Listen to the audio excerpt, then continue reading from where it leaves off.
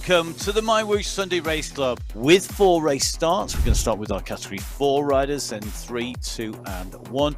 Our riders are lined up in yellow, that is our Category 1 riders. In green, our Category 2. In blue, Category 3. And Category 4 in red. Heading towards the green arch that finishes, Molly Weston kicking on here. Great way to stretch your legs out. And of course, a great way to disguise an attack. Look at this, Claudia Chantilly here. She's got 7 seconds. There's a big group behind, and that's not what she wants to see. Because if you are breaking away solo, you want them in 1s and 2s behind. Category 4, it's Bridget Bremner. She's extending that lead. It's gone out now to 48 seconds. It was 12 seconds when we were in with her last. You've got the Category 3 leader about to catch the Category 4 leader. That what we need to see here, what's going to be really key for Bremner, is to try and jump on these wheels. Whether she can or not, I don't know, because we are going to hit a descent. She's got a chance. That is a great ride by Jenny. She was pushing over the top of the climb, but last we saw, there were a couple of riders very close. Daniel has pushed on here. 35 seconds, now heading for 40 seconds to the riders behind. That is Jenny Daniel, and that is the polka dot banner indicating the end of the Alpha Car Hills. 500 meters to go. It's gonna be Jenny Daniel, the Category 2 rider who broke clear. She's opened up minutes on the rest of the field. Jenny Daniel will be your winner of qualifier number 3 on the MyWhoosh Sunday Race Club.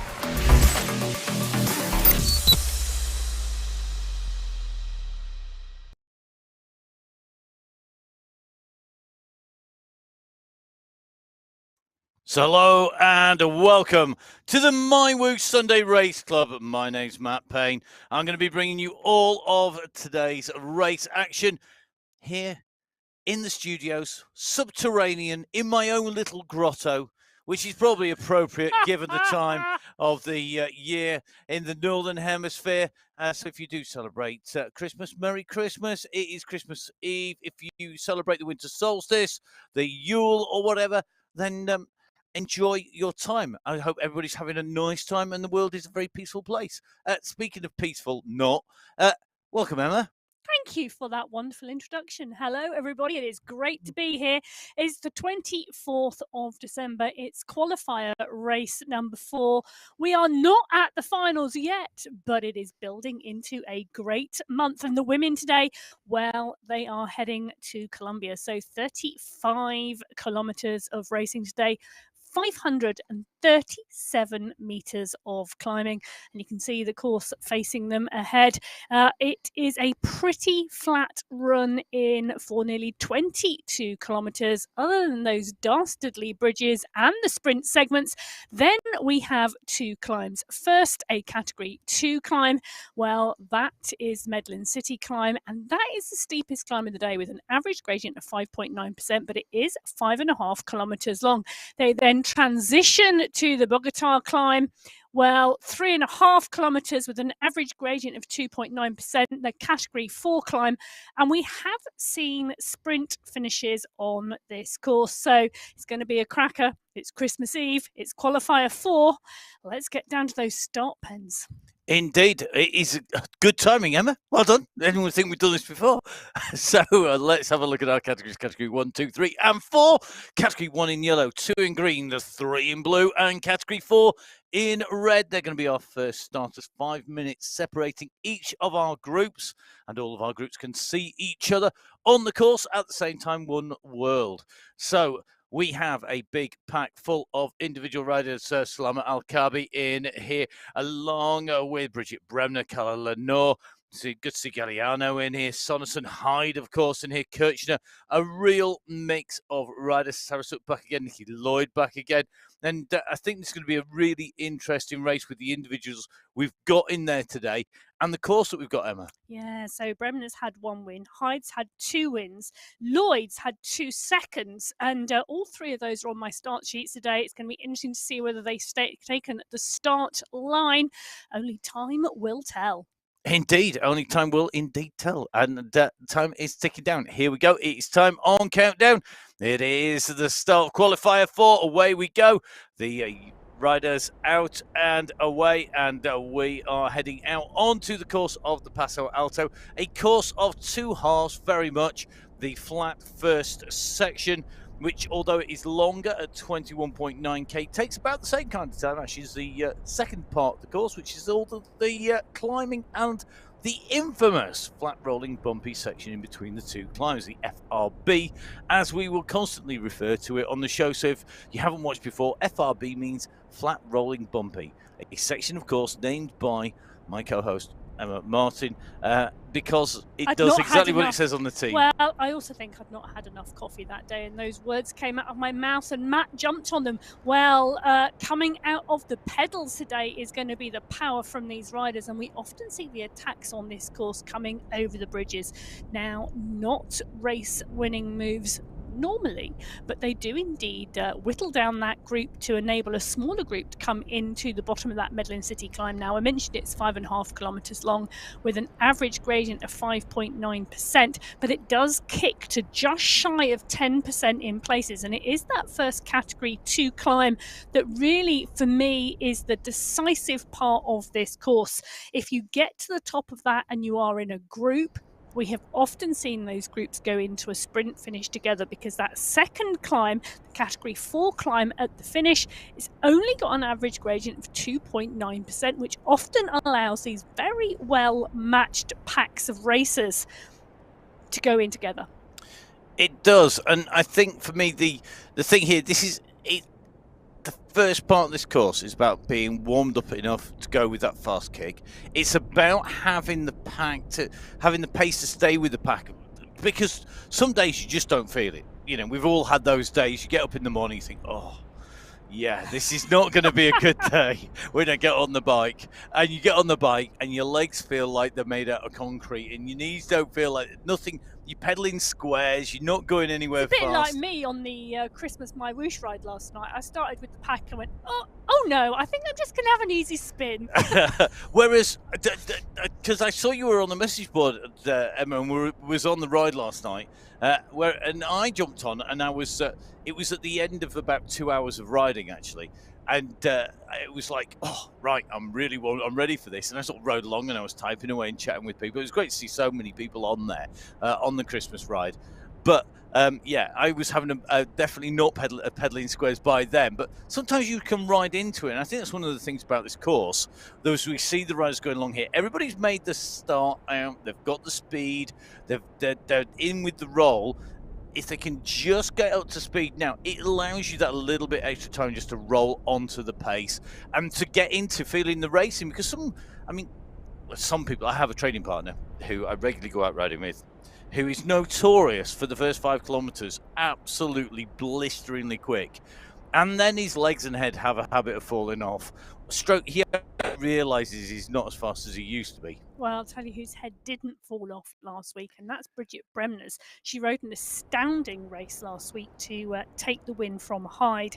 Hyde having taken the previous 2 wins this month, so absolutely fantastic riding from Bremner last week. That was the Heritage Climb course, and climbing, well, she's obviously on climbing form at the moment, so it's going to be really interesting to see how she fares today and whether Hyde can reclaim that top step title that she'd had in Qualifier 1 and Qualifier 2. So Hyde comfortably in the pack. In fact, everybody comfortably in the pack at the moment in the Category 4 race as we switch to the Category 3 start pen.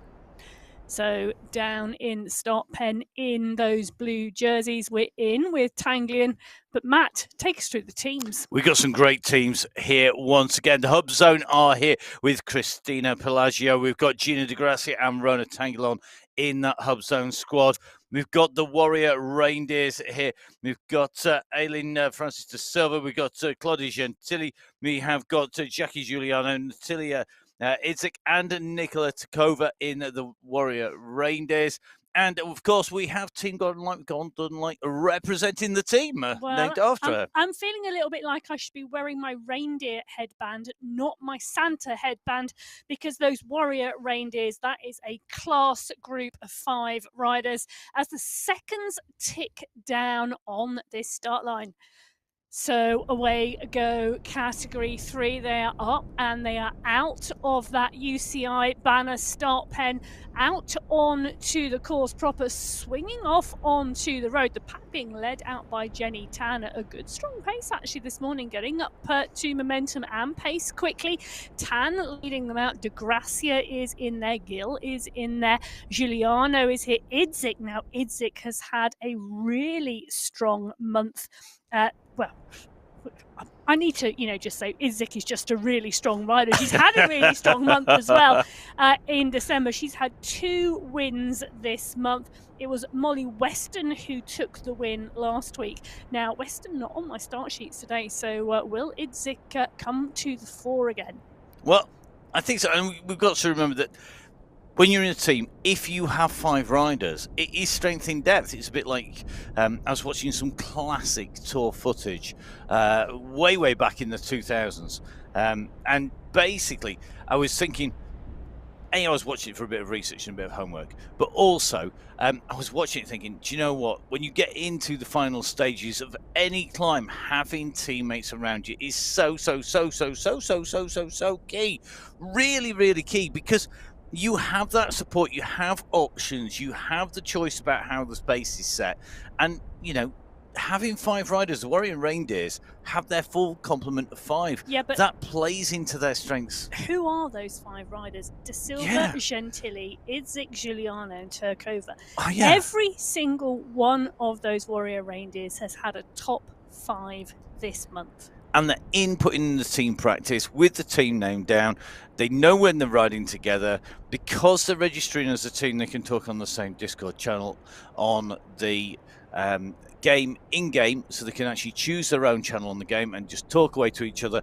Look at when they're going to attack, look at when they need to chase, when somebody's having a good time, bad time, somebody drops a bottle, somebody drops their phone to communicate. They could just need to tighten their shoe, just to ask for the pace to come off. They've got that option, but that doesn't mean they're invincible. And you do see riders time and time again taking it to our big teams, and our big teams have bad days, and sometimes, like any machine, it fails. It doesn't work. Well, and also, we've had the conversation before. You should never make an assumption about who's on the start sheet and how they're going to perform, because you just do not know what is going to happen on the day. Trust in yourself. Belief is everything. Absolutely crucial. Belief is everything. I'm not sure belief is everything. Belief in yourself. Belief in yourself is everything. I don't know about that. It helps having good legs and good lungs and actually being mind over matter sometimes. Well, yeah, I would agree with that. And it's amazing, isn't it, when you talk about the ride yesterday and being on that Christmas ride, you look at that and you think, do you know what? I'm not feeling it. I'm just going to have a steady ride. But had you pinned a number on, like our riders in the group are doing here, it would, that metaphorical pinning a number on, getting on the start line, I can guarantee you would have been going, because it does change the mindset, and some riders respond to that. I mean, you look at these packs, 2 compact groups here, basically heading up in both category 4 on the right hand side and 3 on the left hand side, but they're not hanging around.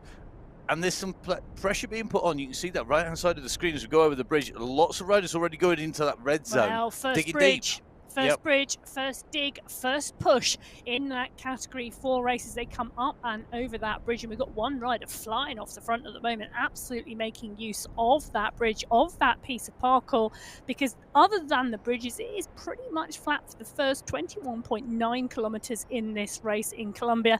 In fact, I also once had someone tell me on a ride on MyWhoosh that the first 21 kilometers of this course was their favorite race course. Well, yeah, I could imagine it would be. We'll see if the Sunday crew are going to find this their favourite racecourse. Sunday crew with Dana Davidson. We've got Jenny Daniels. We've got Joanna Zimmerman and Linda Martinez in there. Grand Mike is represented by Angel and Hadlock, Novelin Kokona and Tanya Howeiler. The Chocker Mintos with Erica Botero, Catherine Montoya. We've got Laura Taconis Ruiz and Stefania Sanchez. Good to see Stefania Sanchez back and kicking. And of course, let's not discount the Maniacs with Lady Montoya, with Monica Roda and Rosalina Barragan. So who will be up there for the teams? Remembering, of course, this is a qualifier. We will see. The clock is counting down. It's time to hit the road. It's time to get underway. The riders leave the start pen and they go underneath that banner, heading out on to the World in Colombia of MyWhoosh. Looking super smooth as they come out here at the moment. The scenery scrolls by alongside as they pedal their way out along. And at the moment, it's looking good as we see our riders head out in Category 2. Well, Category 2 up to pace very, very quickly out of that start pen. Dana Davidson pushing on at the front, and the pack all responding and moving really strongly. So over 30 kilometres an hour within 200 metres of that start pen. Fast start, momentum's rolling, packs rolling. Category 2, well, they are away. Well, nice to see Ella Vink in here, Davidson, Rona, Montoya, Walkenhurst, Botero, Hinau, all these riders coming to the start sheets today, coming to the start pen and picking up the mantle in qualifier race number 4. I do like a month with 5 Sunday race clubs. I like it. I do and I don't, because I absolutely love the monthly finals when we have the team dynamics in there, because there's team prizes at stake. But equally, yes, I do like it when there's 5, because we get that longer build up and we get to see a little bit more of the riders. I just love bike racing. That's pretty Luckily, it's your job to talk about it then. It is, isn't it, really? The endless hours of watching bike racing across all sorts of disciplines definitely is great fun. I mean, it's great to catch up with the cyclocross. Got a brand new episode of the Crosscast came out actually. So if you have been listening, I know people who watch the Sunday Race Club do listen to the Crosscast because they tell me. Thank you very much for listening. If you haven't listened, you can download the Crosscast, the Cyclocross podcast. It is a UK international-based podcast, so don't expect us to be talking necessarily about every league around the world. But we have some great guests. We had Lars van der Haar on the last show. We've got another cracking guest on the next show. We have a wide range on there. So thank you, everybody who watches MyWhoosh, who also listens to the Crosscast. Yeah, it's me and friends talking about more cycling. What a surprise. Wow. So let's have a look. Let's talk about some more cycling. Let's talk about our riders in Category 4, because at the moment they are on the way in through our first sprint of the day. This is going to be the Amazonia sprint. And at the moment, looks like these riders not necessarily using it to spread the group through the sprint, but we have seen a split in the pack, and we are now seeing riders distanced off the back. They won't be alone all the way to the finish, I'm sure, and that is quite simply because behind them there are going to be the Category 3, 2 and 1 riders chasing on behind. But at the moment, as they go through there, good riding there by Helen Canole, who's gone through taking the green skin suit, the sprint skin suit, that classic colourful of sprints. Well, I have to say it's really interesting to see. We've got a couple of riders now off the back of this Category 4 pack as we go up and over another one of the bridges, and Bremner is the rider to dig on the front. And what a dig! 5.6 watts per kilo. This is absolute commitment from Bremner. She's committed to go up and over and try and stretch that group and, well, make it smaller again. Phenomenal push there from Bremner, Lenore, Kirchner. These riders all responding. Nikki Lloyd is in there as well. She's been doing really well in this racing, 2 seconds and a 5th this month. So the course is absolutely suiting her, and she's one of the riders on form. Well, talking about riders on form, down in the start pen at the moment is Category 1. They're in those yellow jerseys. They are ready and... I can't think of the word. That's the word I want. That could be ready and waiting. Do you know what? They're ready and baking, because it is our risky biscuits. Oh. Will they be a soggy bottom biscuit? Will the dough be absolutely crispy and crunchy? Will they go with the snap out the start line? Oh, how many more dodgy cliches can we come up with? Plenty. I'll tell you something. It's not cliche to the riders in here, because we're going to be bringing out all of the Wings on Wheels cliches and the On Fire, because Catherine Fuhr, Marlene Bjarhed and Mina Koivunen are representing the Risky Biscuits. They are some of our fastest riders. Let's see Who's going to take this out? Well, it may be a risky biscuit, but I once knew someone who did their PhD in how biscuits snap. Now, that's one way to make your career. Another way to make your career is to push on those pedals like our Category 1 riders. They are up and out of the start pen for the final qualifier in December. So the push goes on and the riders are away. Sidlick, Bjarhead, Embring, Whitelaw, Lam Kong is in here. Mina Koinstinen coming back into form. Fantastic to see that. Hermansen is here. Lou Bates joining us as well today. Yeah, good to see Lou on the start line here today. One of the regular riders. I've seen Lou Bates racing over quite a long time, actually, it has to be said. It's great to see her on the start line here and heading out. A real who's who in Category 1, making the way out from the pens here in Colombia. You can come down and ride these rows. Don't forget, of course, that all you need to do is to download MyWhoosh. It's available on iOS, on Android, as well as on Windows. You can get that downloaded. You can use it on your iPhone, your Android tablet. You can use it on your computer. We run on a variety here. In fact, we have the ride last night. I know, Emma, I think you were on a Windows-based PC over in your pain cave somewhere in the world. I was running on an iPhone mirrored up through an Apple TV so that I could have it on a nice big screen because my eyes are rubbish. That's AKA, I actually just like being immersed in the riding. But you can do that. Make sure you jump on board. There's loads of support if you're having any issues, if you're not sure whether your computer's going to work with it, whatever. Jump on board, talk to the support team. They're absolutely amazing. They're really nice crew there. And got to say, everybody we deal with at MyWhoosh, absolutely brilliant. We've had the pleasure of working with them for what feels like quite a while now, because we do it every single Sunday on the way through the year for the last 2 years nearly now. So it's been great to work with everybody. And do you know what? Everybody's really nice. It's great. And answer the questions if you've got them. Don't forget, of course, that there's a really big community out there on social media as well. You can get there on MyWhoosh, on Instagram and on Facebook. And, of course, you can go on Twitter, the platform formerly known as Twitter, now known as X. And really simple, it's my_whoosh on there. Now, heading into the sprint, we're with Category 3. We saw our Category 4 riders head in and through. Let's see if this is going to be used as a tricky point. And this is a snapshot. So one of the things we need to remind everybody is, and if you've not watched before, this may be news. Basically, this is not about the first person over the line through the final banner that's coming up in front of them.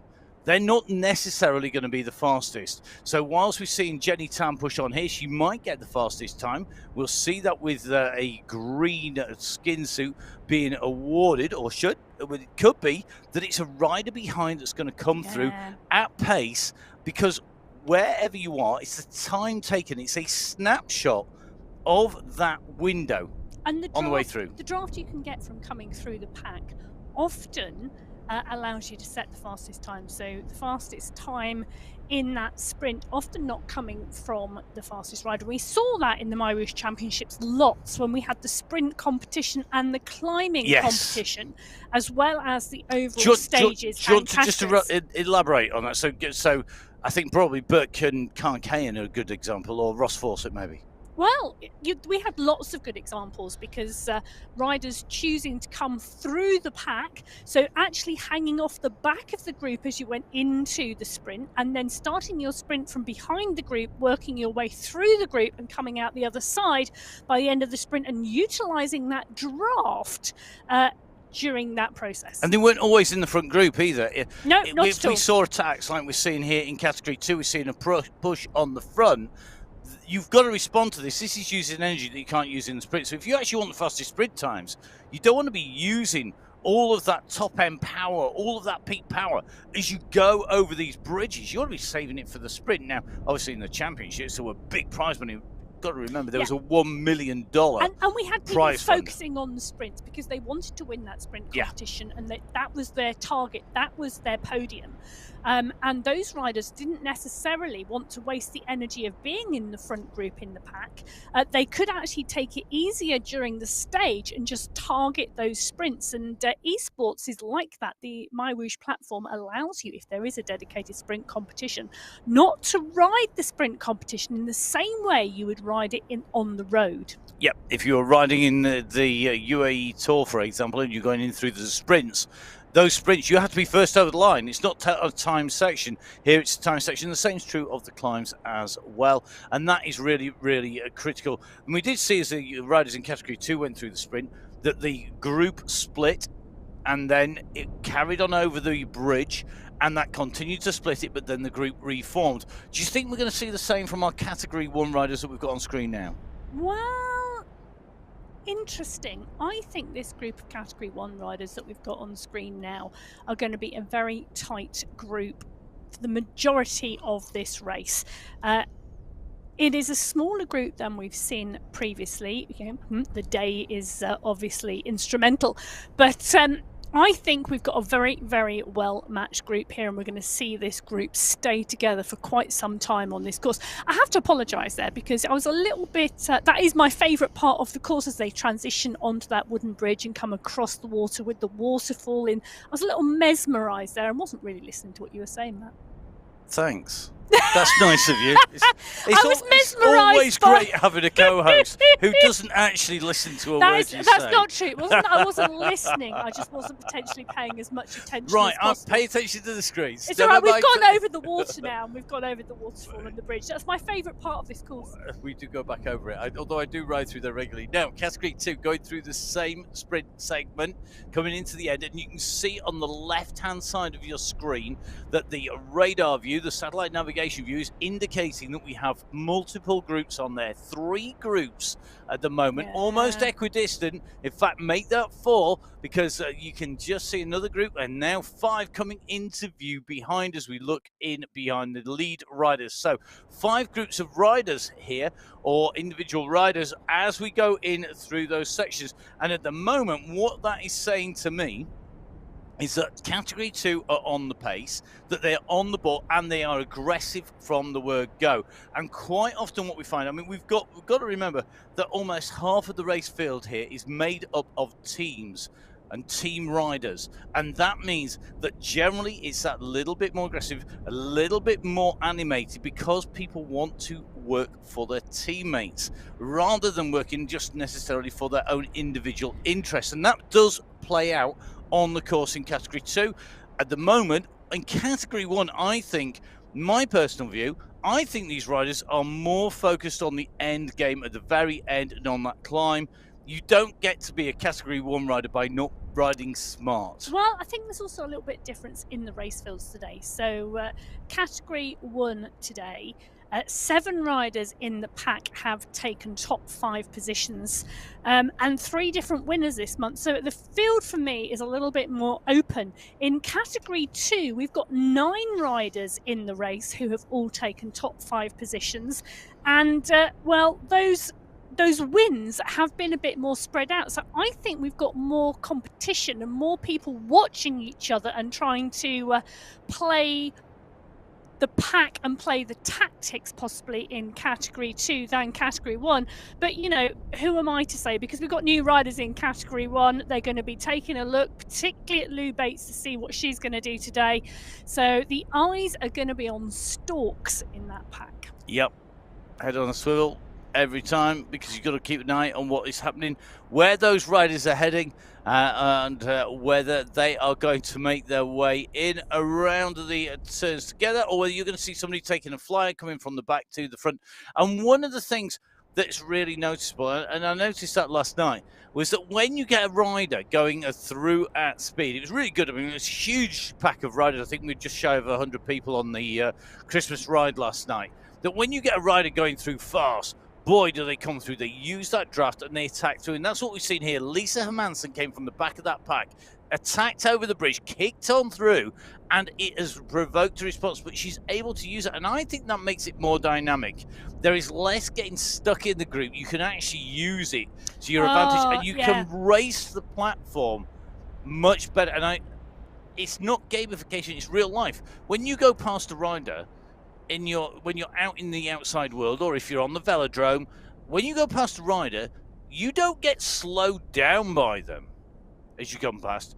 You actually speed up because you can take their draft and then you'll shoot past them. And in fact, science has proved that even if you're in front of a rider, if there are two of you, you are actually going to go quicker because there is a push effect from the rider behind it. It's not huge, but it is there. So what you find when you go through the pack here, and you're going to find that in Category 1 because they're moving so quick, and all of these effects are amplified by the speed that you go. And the faster you go, the more effect this has.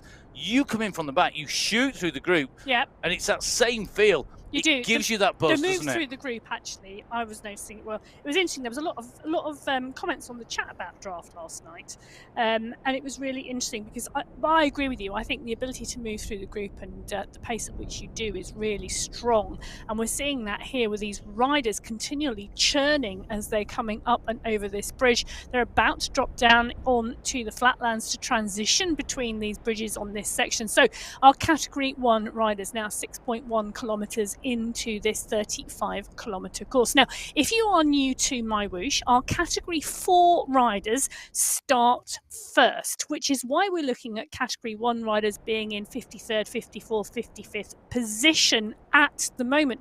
So Category 4 start 5 minutes before Category 3, Category 3 5 minutes before Category 2, Category 2 5 minutes before Category 1. So our Category 1 riders are the last riders out of the start pen 15 minutes after Category 4 have started, which makes our Category 4 riders the leaders on the road. They're still the leaders on the road at the moment until they get caught by any of the groups leaving the pen after them. And those groups leaving the pen after, it's a carrot, isn't it, for them to chase? You know, it's that old thing. It makes a difference on the way through if you've got that. Now, we don't always see Category 1 being the fastest riders out on the course, but you look at those times through there. They're moving strongly today. They are moving fast, and I think they're an incredibly well-matched pack. I mean, you look at the trading, we part of our research, obviously, is going to, I say obviously, but not all commentators do their research. I'm not going to even get onto my hobby horse on that one, believe me. But we do our research here, big style, and we know what people have been up to. We know Mina Coyston, for example, has been in the gym doing some weight sessions in addition to doing her on-bike training. We know that riders like Celine Columbus had a little bit of time off with the family. We know these little things. It's amazing because the wonders of social media, amongst other things. So it's really good to see what people are getting up to and what they're doing. But what we do by knowing what's going on in these riders, I think for me, it shows these riders are very different, and yet they are all absolutely on the ball riding strong here. Let's also remember that these riders are riding at many different time zones. So Stephanie Sidlick here is in this pack at the moment. I was having a conversation with her after the race last week. It's 2 a.m. in the morning where she is racing at the moment. So that whole it's nice and quiet, she was telling me. She gets up, she races, she goes back to bed afterwards. So you were talking to her, keeping her out of bed? I know, it's terrible. But I mean, but one of those things is, and that's what I find absolutely fascinating about the MyWhoosh Sunday Race Club. We've got riders coming together from all over the world. We've got riders from the US, we've got riders from the UK, we've got riders from Australia and New Zealand, Scandinavia, Colombia. We've got riders from all over the world racing together in different time zones. And some people are morning people, some people are evening people, some people like to race at different times. Personally, 2 a.m. in the morning would not work for me, but it works for some people, and that is what is fantastic to see.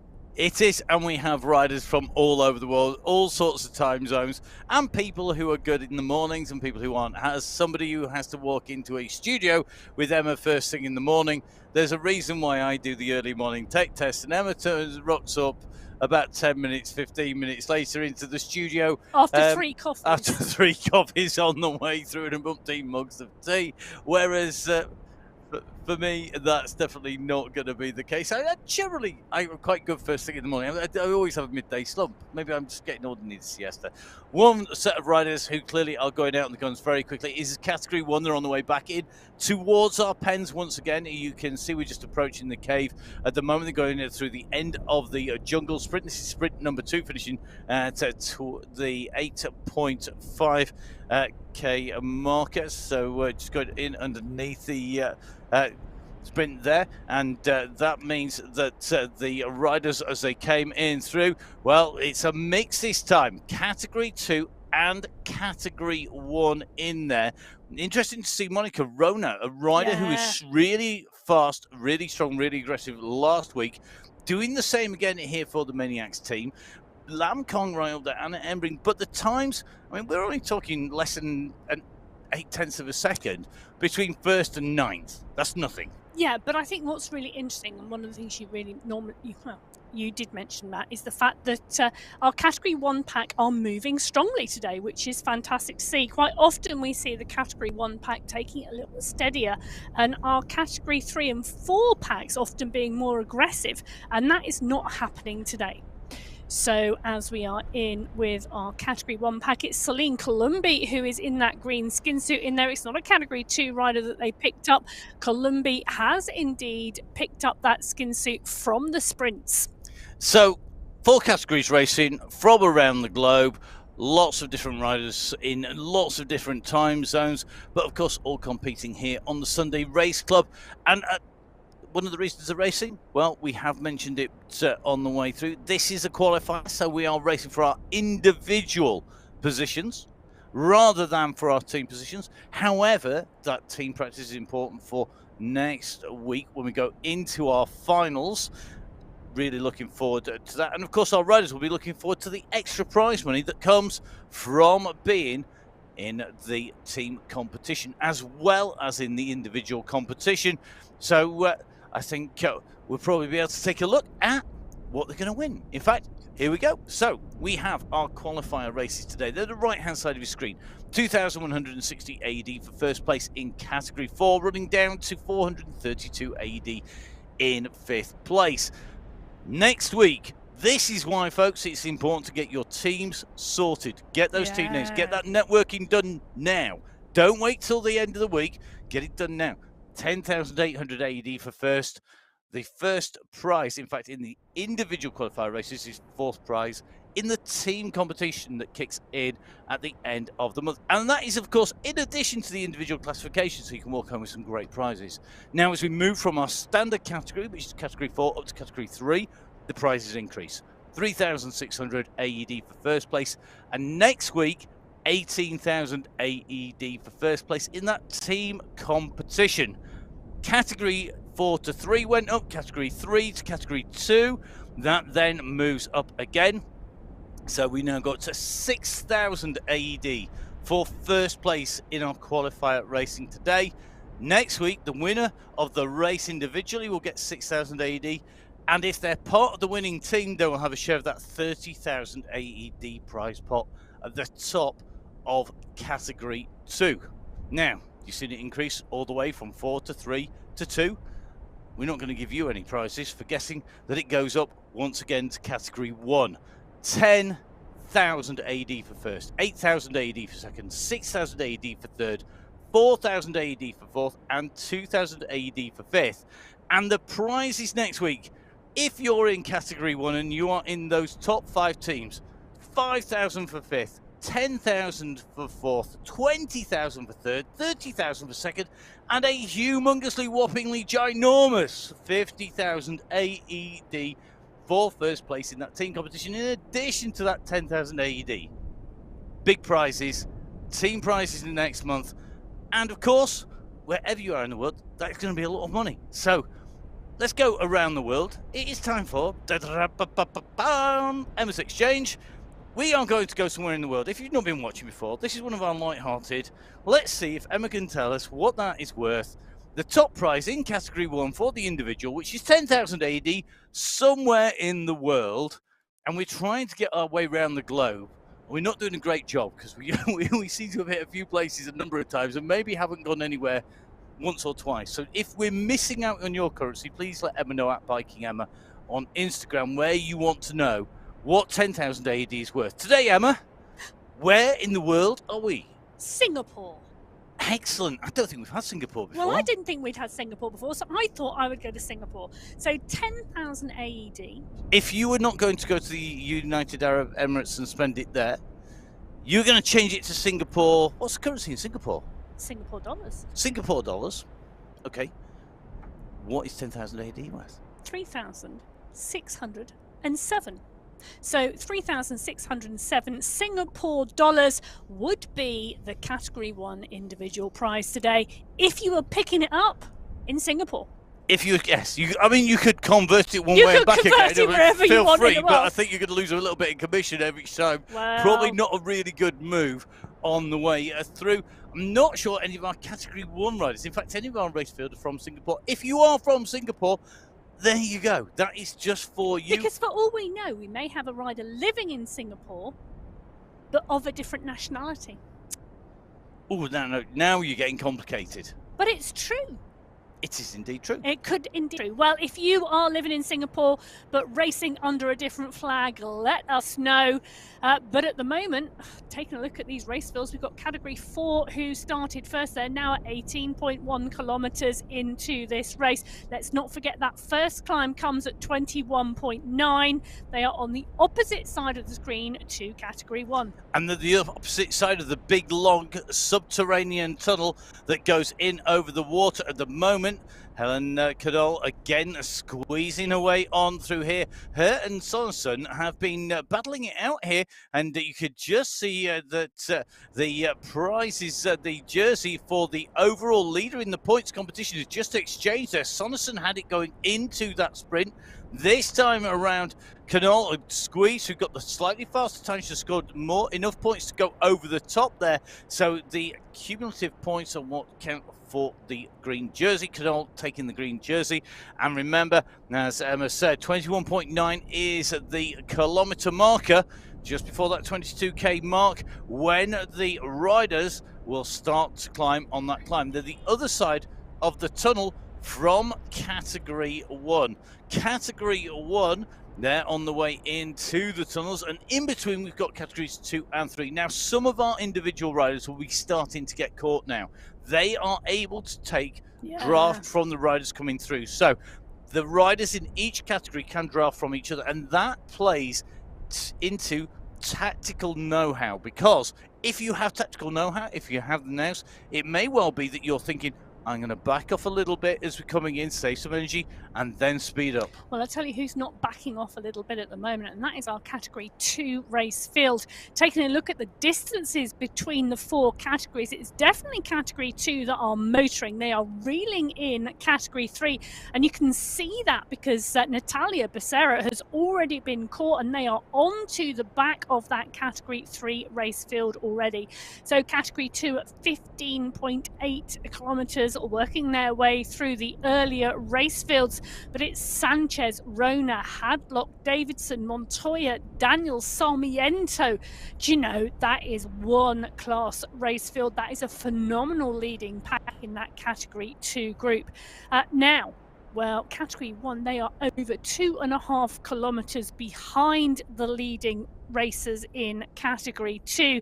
Manshandi is having a good month. She is in that leading group with Kalman, with Embring, with Sidlick, with Bates, with Engstrom is in there as well. So is Kong, so is Whitelaw. This is a strong group as well. I think we are going to have some great racing in the latter stages of this course today. Colombia often brings some phenomenal racing and some unexpected finishes as well. Now, the last time we were in Colombia, the Paso Alto, was indeed the November final for the women. It was Fua from Colombia, from Bassoni, from Donny, from Manshandi, and it was indeed those Risky Biscuits who took the overall team prize in Category 1. Walkenhurst took the win in Category 2, Alzat took the win in Category 3, and Madeira took the win in Category 4. Now, she has progressed to Category 3 this month. So has Gil, who took second position in that Category 4 race in the November final. So next week it is going to be a new monthly winner in Category 4. Ooh, always interesting, isn't it? New winners. We like new winners. It's a bit like I have had the pleasure of calling onto World Cup, World Championship, National Championship podiums riders for a long time now. I do this for a long time. I'm really old on this. But I'm saying nothing. Yeah, it is a real pleasure when you get a new rider up there for the first time. And that's true on esports, just as true on esports actually, as it is on any of the, I was going to say, outdoors disciplines. Because it's great to see new people moving up is a perfect reason to have new faces, and also riders developing and moving on and coming through. I mean, we've seen Bridget Brenner improve all the time and getting better and moving up, and I think it won't be long before we're seeing Bridget be moving away up into Category 3, because I think as a Category 4 rider, she's proved just how strong she is at the moment. We see riders coming into Category 1 and moving up and through. And, you know, we've got Helen Knoll at the moment looking very strong on this section. They're about to turn onto the climb, and when they go onto that climb, then, of course, this is puts a whole different complexion on it, because it is a different profile, different type of riding on the climb. But I think we're going to see some new riders in there. We've got Georgina Hyde in here. I mean, Hyde has got to be a strong favourite, hasn't she, in Category 4? And again, another rider who showed that she's really good in here. 2 wins and a second this month for Georgina Hyde. She is really riding strongly. So we've had Hyde. Lloyd has ridden really strongly this month as well. So totally. two seconds and a fifth. Bremner's ridden really well. Arayas, Galeno, Sarasuk has ridden well. Sonneson too, you know, she's been in that top 5 as well. So, and these riders taking a look at this. So we've got Lenore, we've got Cannoli, we've got Sonneson, we've got Bremner. She says they are rotating through the pack so quickly I can't see who I haven't read out, but there are 8 riders. Jacqueline Kirchner's in there as well. She is as well, yeah. And so 8 riders, 9 riders. Hold on a minute, she says how many riders? 10 riders in that leading group. So that is still a really strong group of Category 4 riders coming into the base of that climb. Now let's remember, 14 riders left to start pen. 10 riders still in the leading group after 21 kilometres. I'm glad you pulled that counting skills back there at the end. I was starting to get worried. The counting bit's your bit. That's just not my strong point by any stretch of the imagination, especially with the bang on the head. And thank you, everybody who's inquired. Yeah, I'm pretty good. Yeah, the neck does still sound like Lego when you're on the way through. But out I'm riding my bike and spending a lot of time on my whoosh at the moment, because I don't want to go banging my head anywhere else by falling off on the outdoors. So indoors on the bike, I've been through this tunnel where our Category winner on the way through, not quite at the same pace they are through those sections, but the Category 1 maybe doing a bit of a map, easing off when they don't need to go too hard, because Category 2 are our fastest riders through there. They came through en bloc as a mass, en peloton, compacto, whichever you want to say, however you want to say it. They're very close together, and there was not a lot to separate them going through that sprint. Category 2, the fastest riders on that little snapshot. But this is the banner in front. This is the polka dot start of the climb, that polka dot jersey that has for so long been the iconic jersey of climbs across Grand Tours, from the Tour de France right the way out through to your local road race. Everybody knows what that polka dot means. It means that we're heading skywards, we're heading upwards. This is the first of our 2 climbs, the Medellin City climb. This takes us up into the skies. It's 5.5 kilometers long, and it kicks its way up. It's a relatively straightforward gradient. It's not too twisty and turny, not too many hairpins, but the transition from the flat to the ascent is always one of the difficult things when you come in. And the average gradient on this 5.9% on here. But it does kick to nearly 10% Yeah. in places. And what I found quite interesting previously on this climb, and I say previously because I'm not predicting that the riders will ride in the same way today. Previously on this climb, we've seen the attacks come near the top. Yes, it is for me, because of the length of this, it's very hard to go all the way up. And you're going to put a lot of energy in before the FRB section, which we'll come to. Forgive me if we didn't actually get there. But when we get to that FRB section, you need to put a gap in and use your energy wisely, because you've still got the second climb to come, which is the Bogota climb. So for me, using the climb at the top, you can put one attack at the top and get a gap, and it makes it difficult for people to get back on. Put the attack in at the start. No, you've got to put the pressure on, but not necessarily attack. And I think that's what we're seeing. We're seeing Bremner, Hyde, Sonderson, Arias. They're all there squeezing, but they're not attacking. So not seeing a massive power input. Nobody's dropping a bucket load of watts down. Nobody's suddenly kicking out and going clear, because it's a long way to the finish time-wise, if not. Well, it's a long way to, it's still a long way to the finish distance as well. Let's not forget, when they get to the top of the Medellin City climb, they've still got 7.6 kilometres to that checkered flag. They have, and not all of it is uphill, and that does make a difference in how it is ridden. So category 4, bottom right hand side of your screen, are on the base of the climb. They're making the way up. They hit the base of that climb at 21.9k, so about 600 meters into the climb. At 20.8 kilometers, the leaders in category 3, so they are not yet into the base of the climb. Further back still, at 20.2, 700 meters behind, are the leaders in category 2, who are absolutely on a bit of a mission today, I think. And they're closing the time gap down very quickly. Then we have category 1. They're at 18 kilometers, and maybe a little bit more circumspect. They're just going into the Mompox City Sprint. Well, for me, and I've already said it, actually when you look at where the race fields are at the moment, it just indicates how fast category 2 have gone out of the pen today. So looking at category 1, they are still motoring, and they are picking up the back of that category 2 race field now. They are. They're starting to catch riders, and the riders are definitely looking strong, looking good.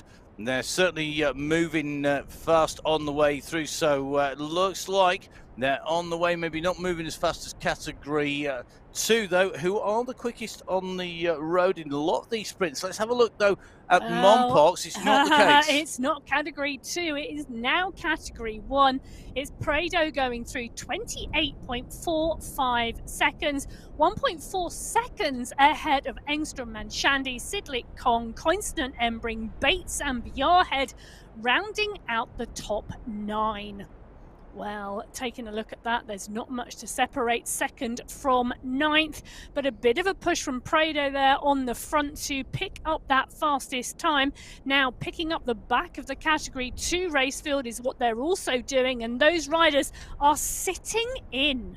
That's the way to go. If you're on the flat or on the downhill, there is a massive, massive advantage, about 30% a lot of the time, as these riders go in through. So generally, I think what we're having is the category 2 are able to jump in. It's also aided by the fact that the category 1 riders are not nailing this. Look at those watts per kilo coming out.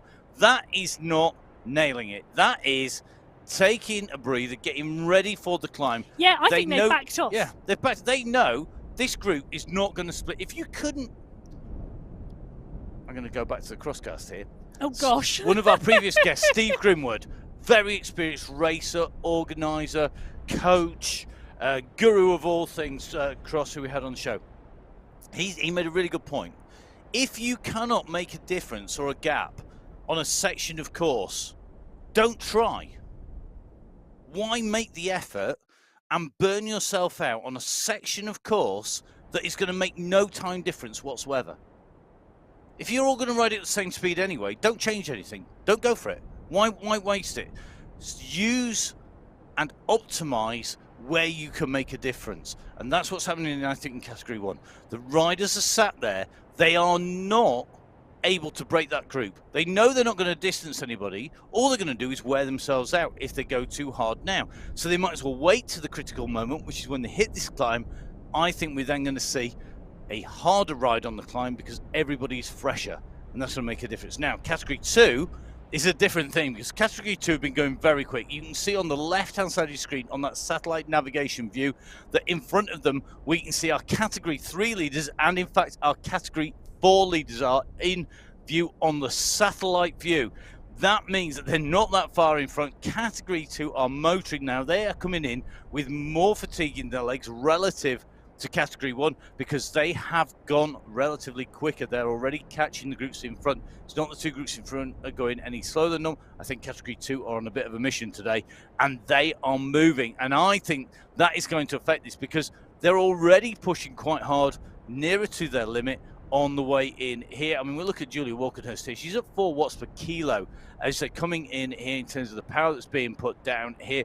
We've got Gia Netties just in front of her. They're the nearest riders, about 18 seconds. I think the nearest rider, 20 seconds in Category 3. And they're just the riders who had been distanced off that leading group, but it's not far in front. In fact, here we go. You can see the leaders in Category 3, left-hand side of your screen. The leaders in Category 4, right-hand side of your screen. They're separated by 1 kilometre, literally just 1 kilometre on the road at the moment. Category 4, they're up the road.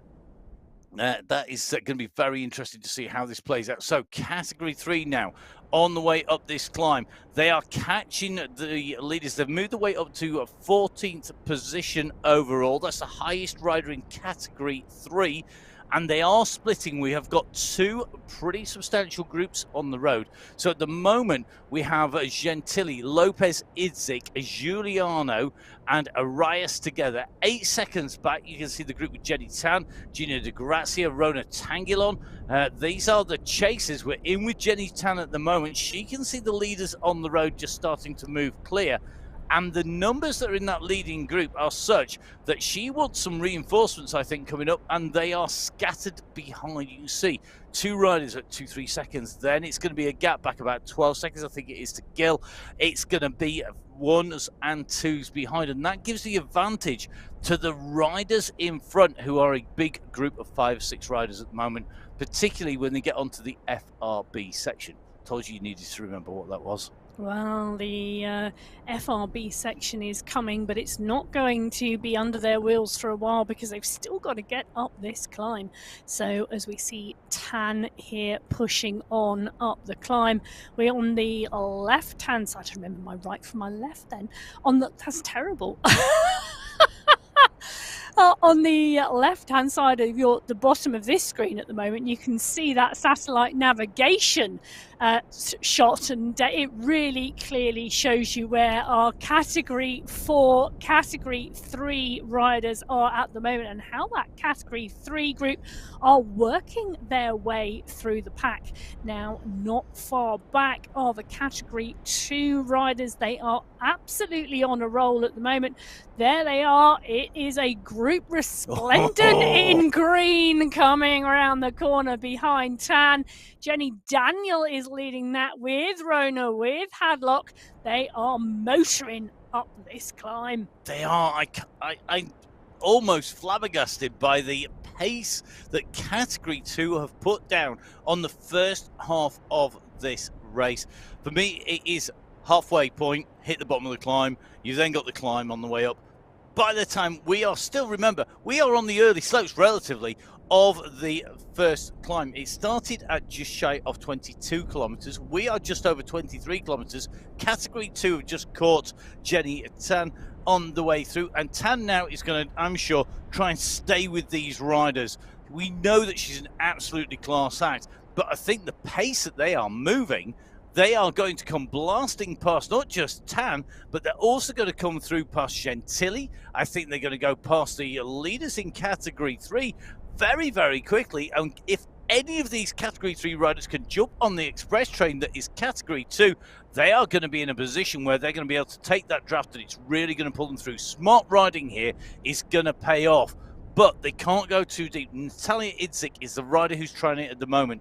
She's right in that mix, but can she stay with the Category 2 riders without going into the red? It's so tempting to stay in too long, but then the price is substantial, isn't it? Yeah, it is indeed, as they continue to move and continue to work their way up this climb. You know, they really still are motoring and motoring strongly, this group. And I'm looking at the names who are in this leading group. Well, any one of them could take this race today. They could. And it's very, very interesting. The mix, the dynamics, who's pushing where. Now, back to Category 1. They are on to the climb. They are 700 metres into the climb. First of our climbs, at the moment, it's Roberto Bassoni, followed by Colombi, Koistonen, and Co coming up behind.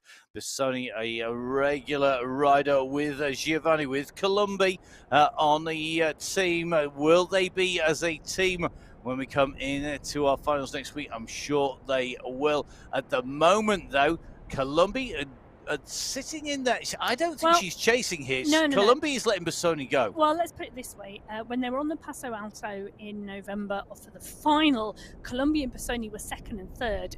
Colombi and Bassoni were first and second on the Ebel Hafit in Qualifier 1 this month. That's two riders who can climb very strongly, and two riders who have, they have done the work and put the effort in on this course before.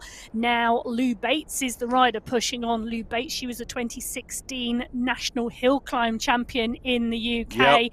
Yep. She's got some climbing ability, so never doubt her on a climb. She is the one trying to bridge the gap and come over. She's not going to let Bassoni go. I've got to remember, hill climb specialists, what are they good at? What they're really, really good at? They're good at going uphill. They're good at going and putting in a very measured effort.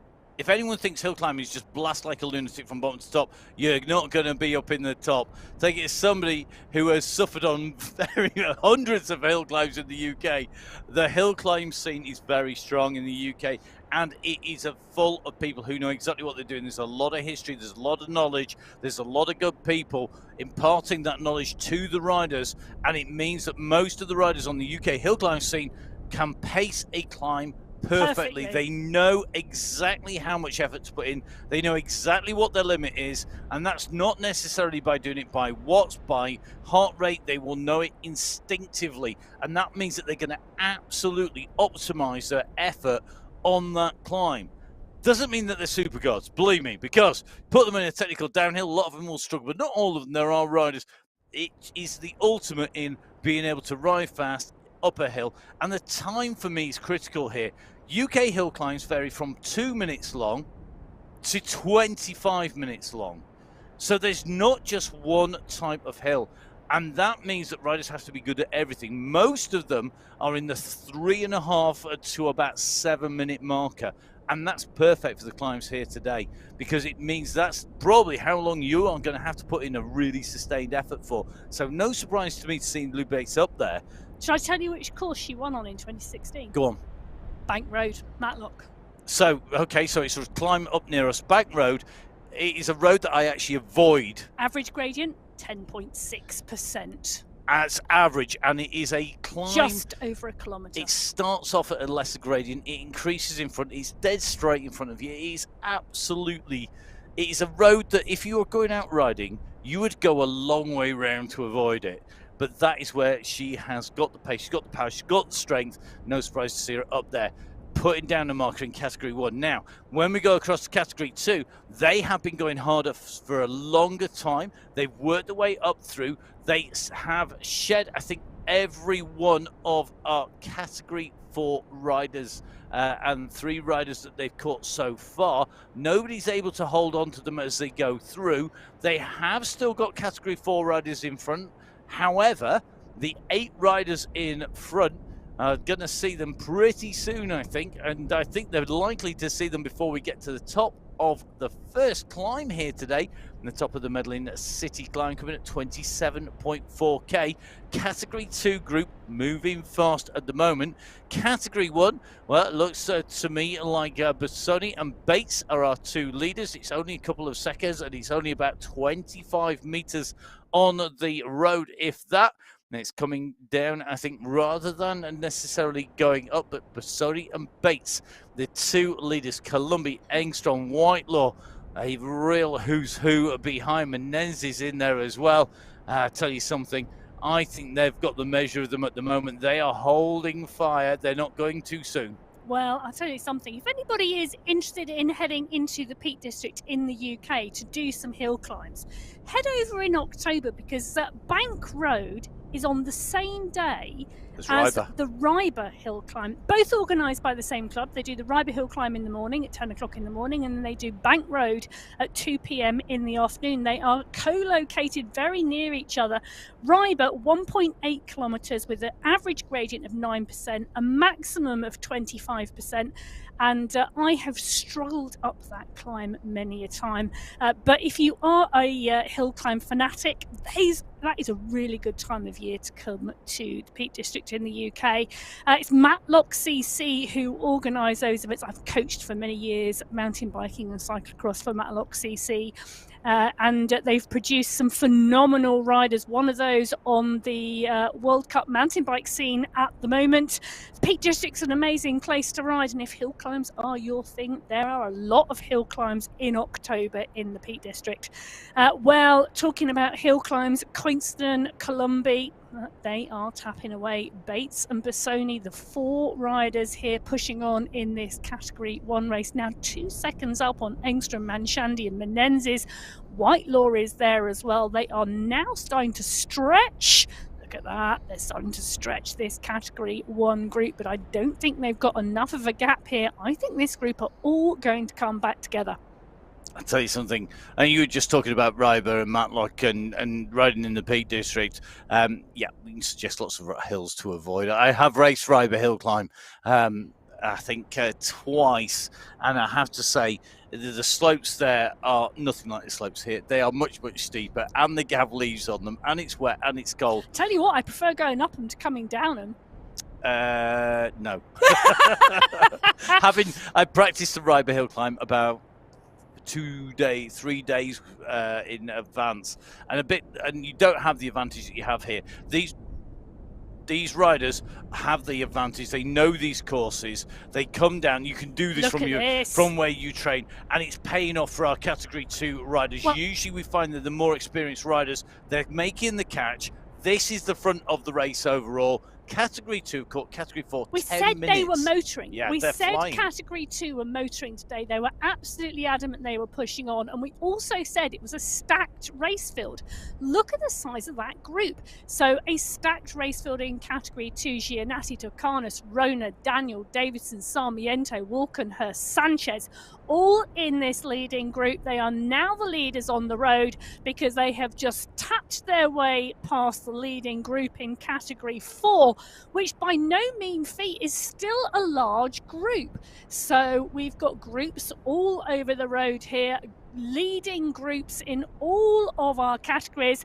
Now on this first climb today, this Category 2 climb, the Medlin City climb. There is still some way to go, and I think we are in for some fantastic racing in the latter stages of this race today.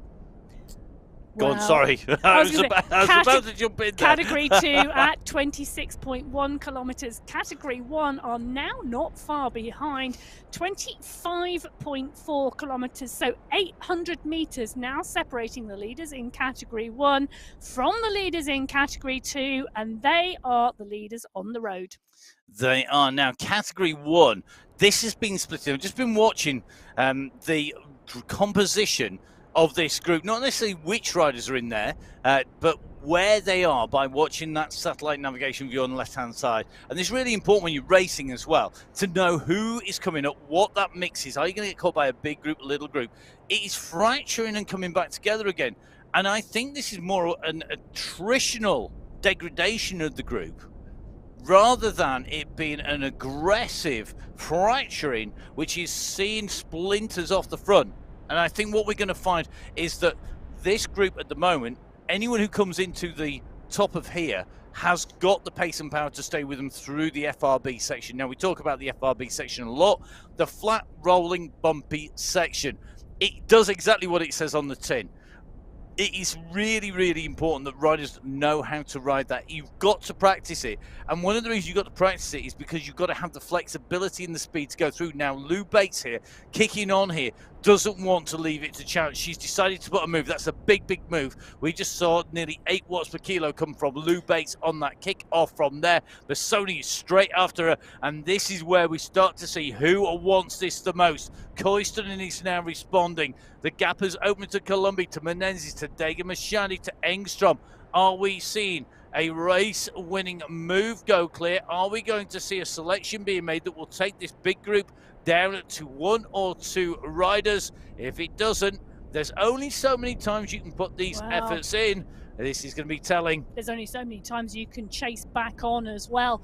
But this is the time. If you're going to do it, you need to do it now, because in my mind, this is the place on the course where the winning attack is going to come. Because once you get to the top of the Medellin City climb, you then have a much steadier run to the finish. That final climb has no way near the steepness under the wheels of this one. So Bates now with Bassoni. Koistonen is closing the gap, but then it is the category 3 riders that are mixing this up and messing this around a bit. Columbi and Montoya. Well, Montoya is a category 2 rider. She's the rider in the middle, because Columbi is about to go past her with Manshandi and Menezes. Now, that would be a phenomenal leading group of 6. So the riders at the front of this group are really starting to squeeze on here. And the riders behind, that gap is about 4 seconds. You can see it on the road. But as we get to the top, this is where it becomes more critical. Now, simple physics are that if you're putting the same amount of effort in, same amount of power down, if you're on the flat, you got X speed. It's X plus, where you're going to go faster on a downhill, and it's X minus, you're going to go slower on the uphill. And that means that the distance between you increases. And remember, of course, that the faster you go, the more draft effect there are. I tell you something, she's going again, you know. Bates she is digging again. This she's is where trying she's to got use, to go. Well, it's now 9% going 9.2, 9.7, 9.9, 9.8. This is a steep section of this climb, and this is what Bates is doing. This is Lou Bates territory, though. If you're a hill climber, you go on the hill. There's no point trying to be the best sprinter in the world. If you are a rider who is good at going uphill, you're just not going to have that raw 2,000 watt power. But if you can climb, you use it, and Bates is using that now. And what she needs to do now is to get up in front and get clear. You can see that she's chasing riders in front. There's 13 riders in front of her on the road. She's about to go past a big pack of them. If I was Lou Bates, I'd be steering to the right-hand side there to try and take as much draft in. Take a look at that as she moves to the left, to the left, to the right. She is climbing up the hill. Sorry, I couldn't help myself. It's Christmas, you know. It might be Christmas, but that doesn't mean that we need to torture cats. It's fine. So on the way up the hill is Lou Bates. Someone needs another coffee. On the way up this climb, she's leading this out. She's got the gap. 5 seconds is the gap now. Super Sony, it's 9 seconds to Koistonen. The pressure of chasing has split 2 and 3 here on the road. Bates in 1, Bassoni in 2, Koistonen in 3. Then we've got the group being chased down. That's High, Bremner, Arias, and Soderson. Yeah. They are the leaders of Category 4. That is going to be an absolutely cracking finale in Category 4. We're focused in on Lou Bates here. She's got to use this now. Go over the top. You will open a gap. She needs to make the most of this. It's now 10 seconds. She's got to think of this. To use an Emma phrase, she's got to think that the top of the climb is her finish line. She has indeed, and Julia Walkenhurst is the next rider up the road. She is a strong Category 2 rider, but she is off the back now of that leading group in Category 2. Just 8 riders now ahead of Lou Bates. Bassoni now 10 seconds back. Koistonen 12 seconds back. Columbi 20 seconds back. But Columbi's got Menezes and Manshandi for company. That's a strong group of 3, and if they can work together, well, can they work together? I think that's going to be really interesting to see. I'm not sure. The thing is, it pays to work together to a degree, but you've got to literally be giving it everything here. They have got 14 seconds to make up on solo rider Bates, and it's still only 2 of them. They've only got double the advantage. You may only have to work quite half as hard, but that doesn't work, because the problem is that you've got downhill, you've got uphill sections, you've got to keep the pace. Their only hope, I think, is that Bates here has misjudged this and doesn't know how to ride this section. But I'll tell you something, I will put you any amount of money that Bates has pre-ridden this and knows exactly what she's doing. I don't think she's misjudged this section at all. I think she knows exactly what she's doing. She attacked at the perfect time on the Medellin City climb. She has gone clear. She's got 16 seconds on Coinston and Bassoni, 2 really class riders.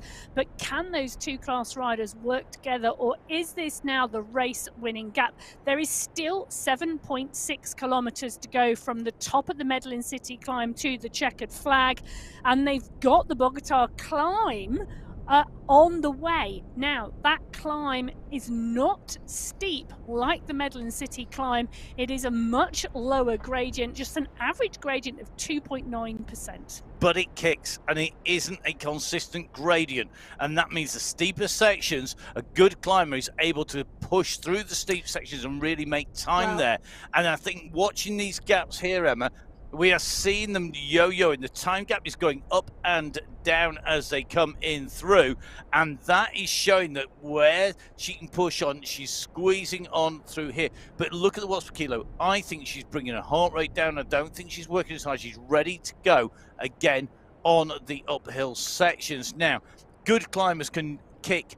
Let's have a look at the profile. Yeah. Let's have a little look closer at the end of the race here. So the right hand side of this course profile, you can see when we look at this, the red section here, we've got it eases in slightly, then it kicks steep. We've got a flatter section, it then kicks again, another flat section, and kicks again. And for me, climbers can accelerate. They will lift their pace. They can keep on going. So they don't slow down when they get on the steep stuff. They keep the revs there. They can roll through that section. For me, even though it's not steep, it's going to suit Bates here. But she's up against very experienced riders behind, and they know what they're doing on this. They've raced this to the finish so many times. They have indeed, and that is going to be really interesting as they try to transition these last sections. And Bates at the moment has still got the motivation of catching the rest of that Category 2 race field. And as they drop in through that yellow section here, through the Amazon rainforest sprint, and then up into the climb, this FRB, the yellow block basically between the 2 sections of red, that is your FRB, the flat rolling bumpy. It's got a bit of everything in there. This is going to be really telling. What's the time gap going to be? We're jumping back in with them. 14 seconds. She's holding it at the moment. We love riders who go on the offensive, who are attacking, and at the moment Lou Bates is on the wheels and heading up towards the wheels of Stefania Sanchez, who herself is an absolutely class climber. She's somebody who we know can climb and can win. Yes, if she gets together with Bates, I mean, it's not beyond the realms of man that we are going to see Sanchez actually go with Bates here. It depends on what sort of ride she's after, but if you saw that you had Lou Bates coming behind, but Bates I'd be is kicking so here. Strong. I think Bates is so strong. I don't think Sanchez may well try to go with her, and she may well try to draft, and she is, but I'm not sure how long she's going to stay there, because Lou Bates is sitting at a really strong pace at the moment. She is time trialing the last 5 kilometers of this race. So can Stefania Sanchez stay in that draft long enough to take the 45-second toe she needs back to the leading group of 6 in the Category 2 race, or is Lou Bates just going to be too strong for her? Only time will tell. And one of the things that's really obvious is that Lou Bates is steering here. Lou Bates is moving left to right, to left to right. She is looking to use the course to her advantage. Well, talking about using the course, the Category 2 leaders on the road have just gone under the polka dot banner, signifying the start of the final Category 4 climb of the day. They are around 500 meters ahead of the leader of the Category 1 race as they continue to work. So Bates now moving through and moving strongly. She is not quite there She's not quite at the polka dot banner, that leading group of 6 in the Category 2 race. They are further up the road, but perhaps not for long. No perhaps about it. Definitely, this is Lou Bates on a mission to get that gap up between her and the riders behind, but Lou Bates is a rider who will want to win here today. She'll want to go over the line first. I don't think 50 seconds is going to be enough for the riders in front. Now, the times yo-yoing because of the differences in pace and speed. 45 seconds, I think, is actually the accurate time check between Bates and the riders in front. Behind, going underneath the polka dot banner, you can just see the 2 chasers, Bassoni and Koistunen. They are on the way through. They've got Walkenhurst for company on the wheel. They have a substantial gap of 30 seconds or so, which probably will actually translate to being slightly more when they go in, because at the moment they're on the climb and their average speed will have dropped. Their speed that's current on there. So this is going to be really interesting to see who is going to move up now. Category 2, they've been aggressive. They have got the gaps, and now the gap really has opened between Gianatti Rona and the Daniels and Taconis group are behind. 2 leaders now on this climb. Gianatti was the fastest rider in Category 2 up the first climb of the day, up the Medellin City climb. She's got that polka dot jersey showing she was the quickest. She's got Rona for company now. Well, Gianatti took 2nd last week in Qualifier 3. Rona took the win in Qualifier 2. And she keeps putting in strong rides week after week after week. Does. There's no way I would want to take Rona to that line, because we know she can sprint. She proves it time and time again. And her win was in Belgium, and we know that is short, sharp segments, very much suited to someone with a strong kick and a high power. So Gianatti and Rona, the 2 riders up the road. Daniel Sarmiento, Davidson and Taconis are the chasing riders. They are only 7 seconds back. They are. And I think for me, what we're going to see, you've got 2 battles going here. You've got Gianatti trying to shed Rona. Rona wanting to shed Gianatti. At the moment, Rona's just kicking on at 5 watts per kilo. She doesn't want to take Gianatti in to a sprint either, I think, here, because she knows that there's still plenty of distance to go. Kicking over the top here is critical. It's going to level out here. This is the first of those flat platforms between the up steps, between the rises and the treads of this set of stairs, essentially, that take you up in towards the top of this course. At the moment, though, our first 2 riders on the course are very difficult to separate. They're not going anywhere. Behind, chasing group, that battle is going to be about closing the gap down first and foremost. There are, very importantly, 6 riders in contention for the top 5 prize winning slots. That means somebody could lose that, and that means that puts extra pressure on that group, and they're going to get the confusion of Lou Bates coming at them as well. Well, whilst Matt's talking about our Category 2 riders and the stepped nature of the climb, I bet some of them wished it was an escalator instead. Lou Bates, well, she is on an escalator because she is motoring up this climb at the moment. Is it? It's absolutely it really flying. is, and she's absolutely motoring. She has lit the fireworks underneath her wheels, and she is pushing away from the rest of the Category 1 field at the moment. They are trying to chase, and they are trying to chase hard, but Bassoni and Koistunen, well, they are now 25 seconds behind. This is going to be really interesting, this run in. I think this is now going to be a case of, we've talked about being an experienced rider, we talked about being a class rider, somebody who's got a proven track record, a great Palmares, and the terrain suits, but nothing beats, and I'd say this is somebody who absolutely loves racing, nothing beats racing on a race route or on a course to know how to ride it when you're racing. No matter how many times you do it in training, you are not going to get the same feel as when you race it, and racing it is when you put that little bit extra in, and it is different.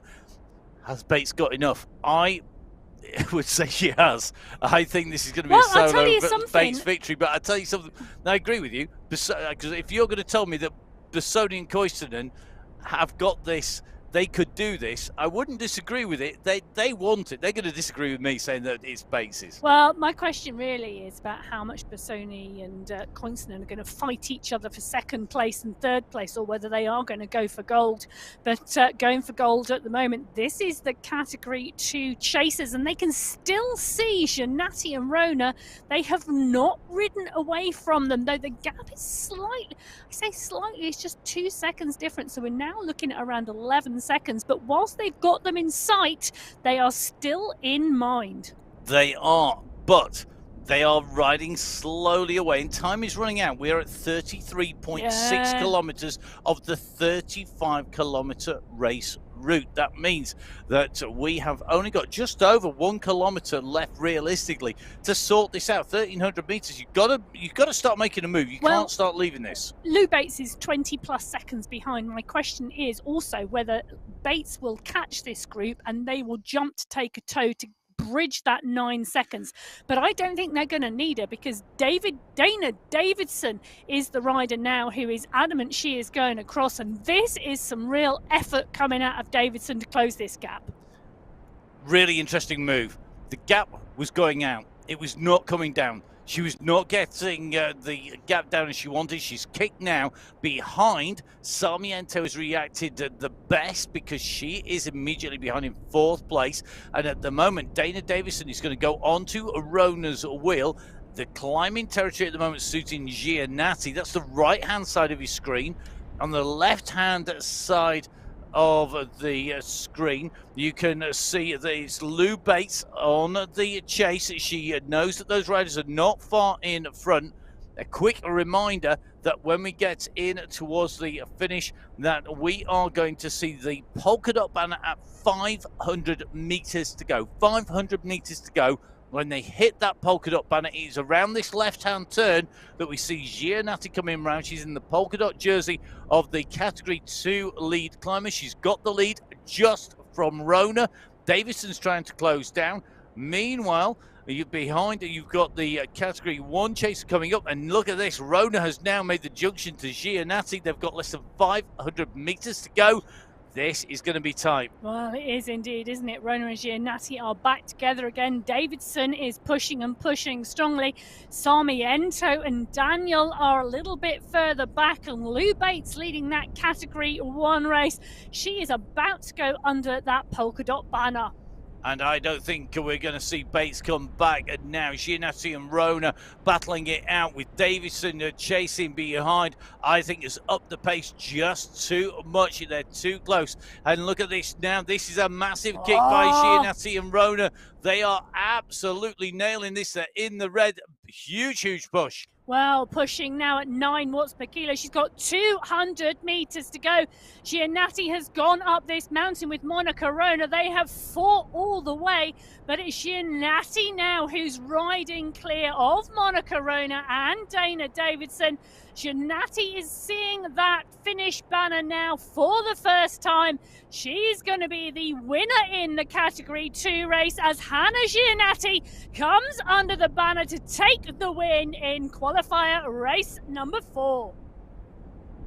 So Giannatti takes the win. It's Rona pushing up, but Davidson is coming. They are absolutely fighting their way up this climb, and it's Lou Bates coming onto the back of Jenny Daniels and Laura Takanis. So Bates now pushing as she's going to take the win in the Category 1 race. So Lou Bates shows us the climbing skills that she has. She takes the win in Colombia in Category 1. Mina Koinsonen has broken Roberta Bassoni for second place. So Koinsonen in 2, Bassoni in 3. Menendez looks like she's breaking Manshandi and Columbi. It's going to be a fight for 4th and 5th. So Rona coming through behind Giannatti in that Category 2 race. He managed to stay clear of Davison, who took 3rd place. As you can see, we've got Bates, Koinsonen and Bassoni, the 1, 2, 3 in Category 1 at the moment. And our riders continue to push their way up here. Jasenia Menendez showing why she's such a force to be reckoned with on the climbs. We know that she can climb well. She's doing the same today. She's going to put herself in the top 5 here today. She makes her way up here. She'll be a fourth place for Jessenia Menendez as she sees the banner up to the line. She goes underneath the banner there. Merry Christmas, Jessenia. You're going to be grabbing yourself some prize money ahead of Madonna Dagan and Shandy, who comes through for fifth. This will be Celine Columbi, who's just going to miss out on the top 5 spots as she comes through in 6th place. Don't forget, all of the results that we're seeing are at the moment live because we have riders out on the course. When they finish and all of our riders finish racing, then that will turn them to unofficial and then they will be verified, at which point they will be the complete results. So Lou Bates taking the win from Mina Koisonen, with Roberta Bassoni immediately behind in third. Jessenia Menendez in fourth, Madonna Degamashandi in fifth, as Celine Columbi in sixth. It's Giannatti, Roder and Davidson in category 2. And don't forget, all of the results will be up on the MyWhoosh.com website /results. Please do jump on board, download Get Riding now, and come and join us on the Sunday Race Club in January in 2024. It's a pleasure putting words to the action. We want to be talking about you on the Race Club. My name is Matt Payne. You can follow me on social media across pretty much every kind of social media and tracking platform, and of course on MyWhoosh at Matt Fixer Payne. Emma, we can find you out Biking Emma on Instagram. So please do get in touch. Tell Emma when you're riding, where you're riding, what you're up to. Tell us exactly where you're going. We'd love to hear from you. It's a pleasure putting words to the action, as I've said, because we get to talk about all the great races. And we're going to be doing the same again soon as we go on to our men's race. It has been a great talking about our women's racing on the run into Christmas. If we are not going to see you for the men's race, don't worry. You can catch up with it anytime on the channels. Well, and don't forget, join us for the finals next week. So we will be back with the men's race in a few minutes' time. From Emma, from myself, Matt Payne, from all the amazing team behind the scenes who make all the racing happen and bringing the images. Stay safe. We'll see you again soon. Goodbye.